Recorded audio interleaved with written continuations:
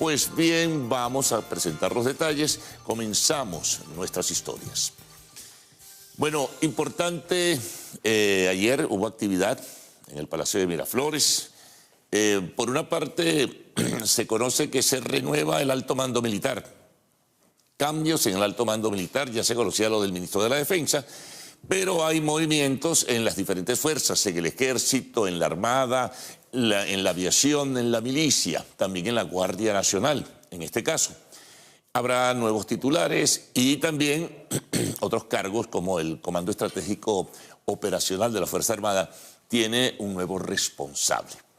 Ayer la encargada de la Presidencia de la República, Delcy Rodríguez, reunió en el Palacio Presidencial al alto mando militar saliente junto al alto militar entrante. Una reunión de detalles, seguramente, de agradecimiento, pero también de manejo de alguna agenda en particular. No hubo mayor información sobre lo que allí se dijo, pero estuvieron allí. Las fotografías oficiales presentan al saliente y al entrante, los altos mandos, el que se va y el que empieza a ocupar posiciones. También ha habido algunos otros movimientos dentro del gabinete. Ayer, por cierto, también se juramentó el gabinete ejecutivo, o los nuevos integrantes, diría mejor para explicarlo de manera más franca, el nuevo gabinete ejecutivo con sus nuevos integrantes. También fue la juramentación en el Palacio de Miraflores. Hubo actividad entonces en ese sentido, bueno, y hay un despliegue informativo anunciando lo que fueron estos contactos, estas reuniones y esta juramentación. Bueno, seguimos. Hay cosas interesantes que van ocurriendo en relación a lo que es la economía venezolana, las sanciones y lo que se visualiza, ¿no? Ayer, por ejemplo, el gobierno de los Estados Unidos redujo la categoría de advertencia de visita a Venezuela.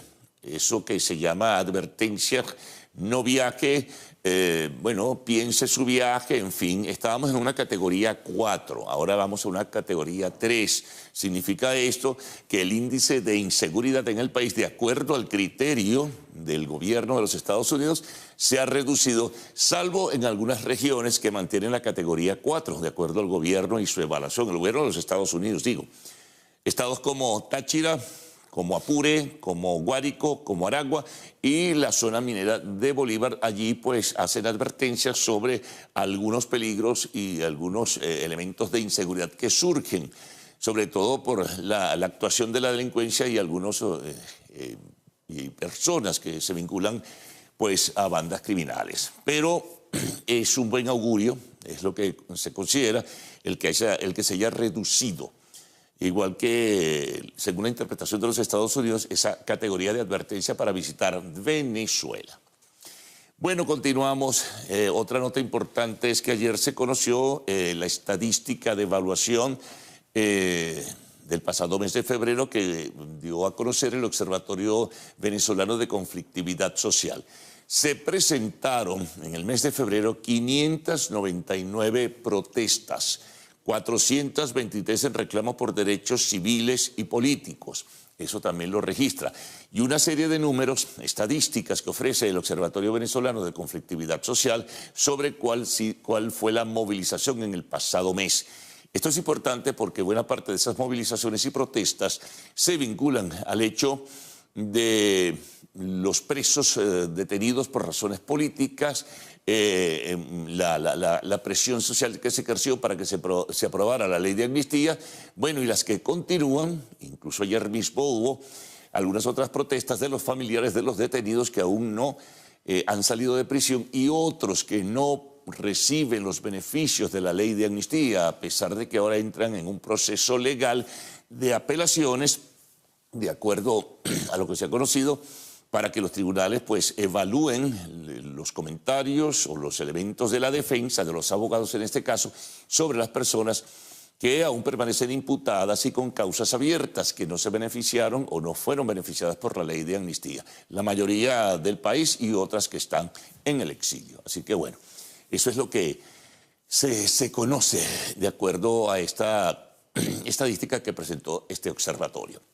Continuamos sobre la economía venezolana y efectos favorables o positivos. Bueno, ayer hubo una nueva licencia de la OFAC, que es la Oficina del Departamento del Tesoro, que da nuevamente, extiende, diríamos, la protección sobre Citgo Petroleum, que es una inversión internacional que tiene Venezuela, la más importante en territorio de los Estados Unidos, la refinería Citgo. Hay unos acreedores, hay un juicio que está pendiente, han tomado decisiones, se espera de alguna manera pues indemnización, pero esto ha venido enredándose, ha venido complicándose, aun cuando hay una decisión oficial de que debe procederse entonces a cobrarse por vía de acreencias sobre Citgo Petroleum. Así que bueno, esperemos. De todas maneras, el Departamento del Tesoro de los Estados Unidos ofrece una protección adicional por lo menos hasta el mes de mayo, hasta los primeros días del mes de mayo. Entonces se extiende la protección sobre Citgo Petroleum, que ha tenido, por cierto, un buen resultado en su desenvolvimiento. Ya recientemente hablamos de los números que presentó al final de lo que fue su ejercicio 2025 esta empresa internacional. Pero también se conoce otra flexibilidad dentro de lo que ha sido el proceso de sanciones sobre Venezuela.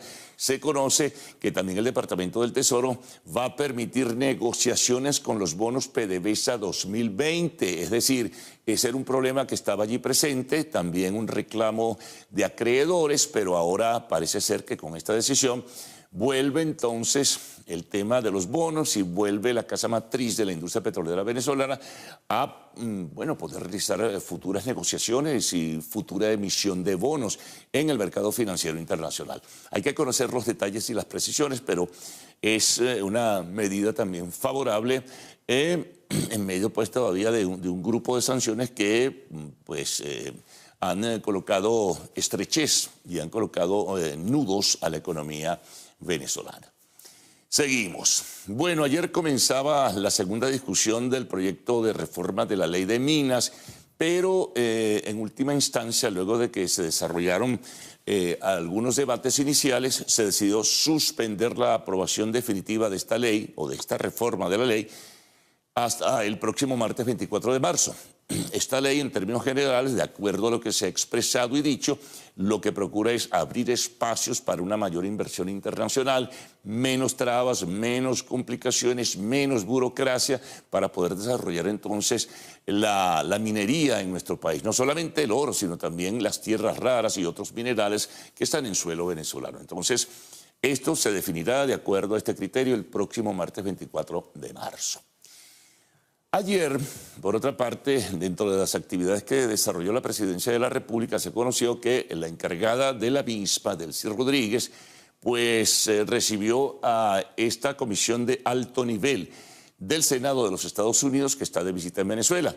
Ya se había reunido 2 días atrás con el Poder Legislativo, con, digamos, la Presidencia y 2 vicepresidentes y algunos diputados de la Asamblea Nacional, y ahora lo hace acompañado de la encargada de negocios de los Estados Unidos en el país, la señora Laura Dogu. Hace esta reunión y establece este contacto con Delcy Rodríguez dentro de lo que se denomina en forma muy genérica como explicación diplomática dentro del proceso de respeto, soberanía y cooperación bilateral. Así que bueno, eso es lo que se conoce en términos generales, las fotografías que emitió pues la oficina de prensa del Palacio de Miraflores y no más detalles. Bueno, la economía privada. Ayer se conocieron, por ejemplo, solicitudes. Consecomercio dice que debe haber una reforma del esquema tributario y que la armonización tributaria aprobada en ley ya hace algún tiempo debe hacerse de la mejor manera posible, pero es necesario modificar esas reglas del juego, hacerlas mucho más flexibles, menos rigurosas, que no se convierta en una camisa de fuerza para poder entonces desarrollar la inversión privada en el sector que corresponde, en este caso comercio y servicios.